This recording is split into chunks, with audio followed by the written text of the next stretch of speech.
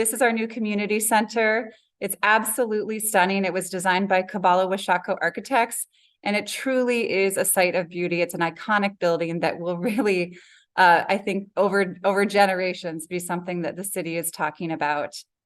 Once you go in the front entrance, you will be greeted at the reception desk, which is right behind me. It's absolutely beautiful. This space and all of the spaces in the community center are designed to be welcoming, inviting, and intuitive. We want guests who enter the doors to know where to go.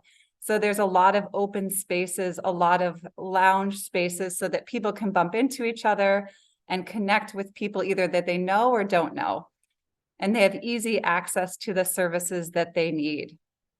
Right behind this front desk, there will be 3 computer stations, and residents and guests will be able to get on the internet. They'll be able to print their resumes, apply for jobs, anything that they need right there at the front desk.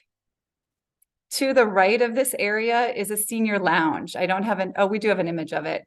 It has construction equipment in it right now, but this is a space that's going to be dedicated for seniors and elders. Currently, Bayview has about 75 elders who live here. CDA, there's over 200. And so this site will be a space where people can come and relax, they can socialize, and they can connect. There'll be daily tea and coffee service, as well as lots of different activities like cross-stitch and games for people to play. To the right of the multi-purpose space, or to the right of the reception desk, is our multi-purpose room. This is a flexible space that can be used for all different types of activities. We're planning to host community meals in this space. Neighborhood associations are already connecting with Bayview to be able to rent this space for their monthly meetings.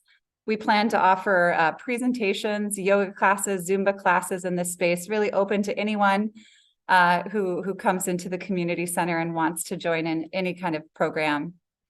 Next to the multi-purpose space is our new commercial kitchen. I am so excited about this space.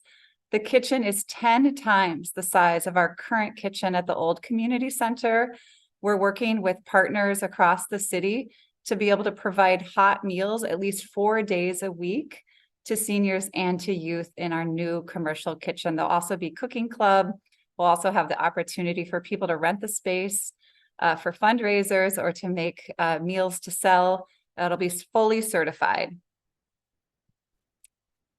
We'll also have a food pantry, a dedicated food pantry for the first time.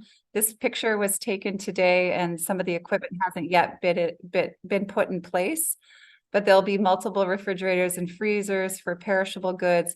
We have partnerships with over 4 different CSAs or farming projects to be able to provide lots of fresh produce, because that's one of the favorites at our current food pantry. Currently, we distribute about 8,000 pounds of food a month. In this new food pantry, we're going to be able to distribute about 15,000 pounds of food, but that's going to be over the course of 4 days a week of service. Right down the hallway is a small fitness room. This is the space that is actually the most complete at this point. It's a small but mighty space. We've got different pieces of gym equipment for folks to use. This is a space that the teens as well as seniors are really excited about. And then down the hallway, one of the gems of this community center is the new elementary and early childhood classroom. This space is large with tall ceilings, tons of natural light. The space can accommodate concurrent programming because there's a partition wall, so we can make it a little bit smaller as needed so that we can have parent support groups happening simultaneously with after-school programming or evening programming for children. This space will be full and vibrant during the summer months. We're anticipating doubling the number of elementary children served in our after-school and out-of-school time programs. Also on the first floor, our staff area. This is where we'll have all of our administration staff, including our housing staff and program staff. We're all going to be on the same floor for the first time, and so we can connect and coordinate activities and services. And then we're going to head up to the second floor. When you head up the stairs on the second floor of the community center, there is a beautiful recreation space. This is another one of those informal spaces. There'll be a pool table, some couches, games and other activities. So teens can come here after school and decompress and relax. Young adults can come here and hang out and socialize and play games with each other. We're trying to create as many opportunities for people to be able to bump into each other and connect and have spaces that really do feel like an extension of their living room space, and they feel safe and welcomed. Upstairs, we also have the teen classroom. This has this incredible view. Right now, you see the view out these windows of the adjacent housing, public housing that's also located on the triangle.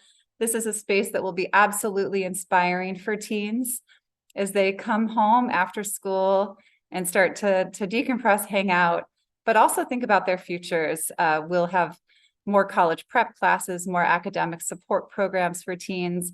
We also have started a partnership with the YWCA and are offering restorative justice programs. And Bayview is the South Side site for teen and youth restorative justice programming in the city of Madison. A similar middle school classroom will be across the way from the teen classroom. It'll look very similar to this space. And for our first time in our history, Bayview will have separate middle school and high school classrooms, which is especially important to those high schoolers. They really want the privacy and the independence of their own space, and they'll finally have it. Sandwiched in between these two spaces is a social worker office. I think some of you know a little bit about Bayview's social work and mental health programming for teens, but I'll talk a little bit more about it right now. Over the last year, we've provided over 1,000 hours of mental health support to upper elementary and to high school students. This is a space that's an informal space. It's basically an extension of our out-of-school programming. They have 3 different therapists that we work with. Children gravitate toward this program because it feels like an extension of their day, and they have trusted relationships with the counselors and the staff that provide the support. We are hoping in the new community center to expand this service and this program so that we can provide full-time case management support and mental health resources to families and adults living in the community, not just Bayview residents, but any resident that needs support resource navigating, accessing food stamps, any type of extra support that they may need.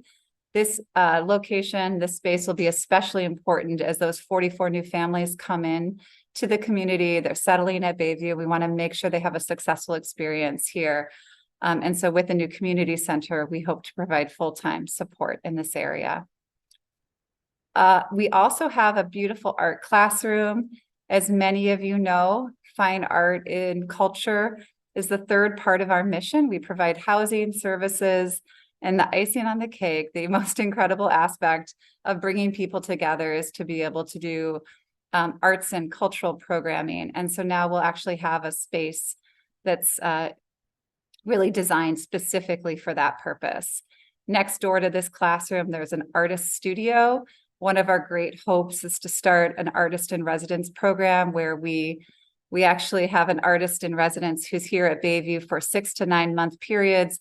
They not only get free artist studio space, but they get paid to teach in this classroom in the community center.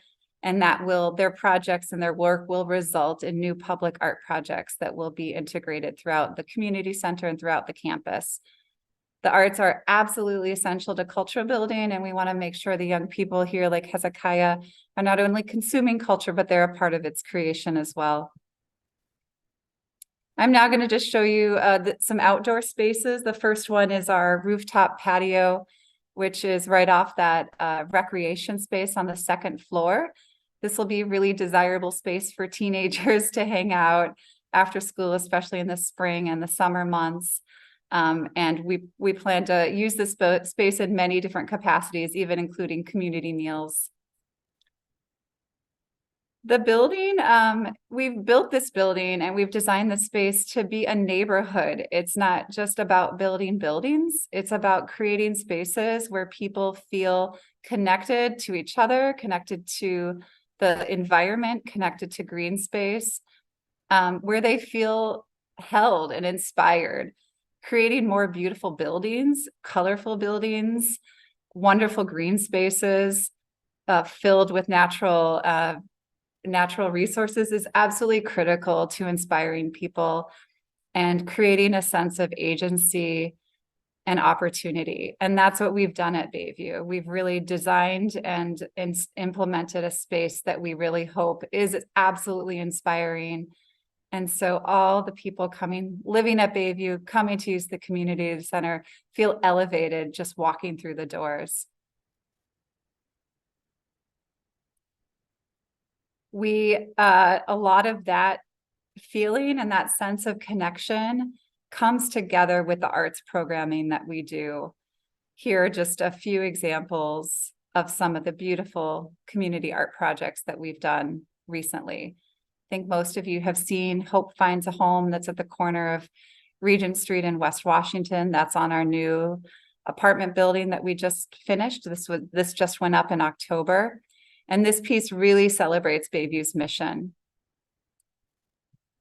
We also are really excited to be reinstalling La Mariposa de la Vida. This is an artwork that we did in 2017 that was installed on one of our old townhouse buildings. We've taken it down, we've preserved it, and we are going to be reinstalling this on the exterior of the community center, facing the new street, La Mariposa Lane, that the street was named after this artwork. And this will be that iconic image that people see as they head up La Mariposa Lane or down Braxton Lane. And they know that they've arrived at the heart of this beautiful community when they see this colorful artwork.